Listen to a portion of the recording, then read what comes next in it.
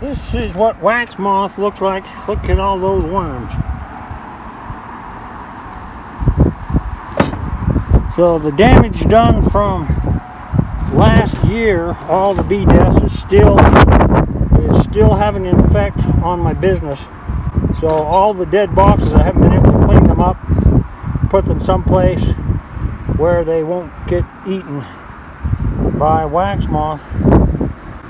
So it'll ruin frames. They like to get under the ears of your frames right here, and then it weakens the ear of your frame and then busts the ear off your frame.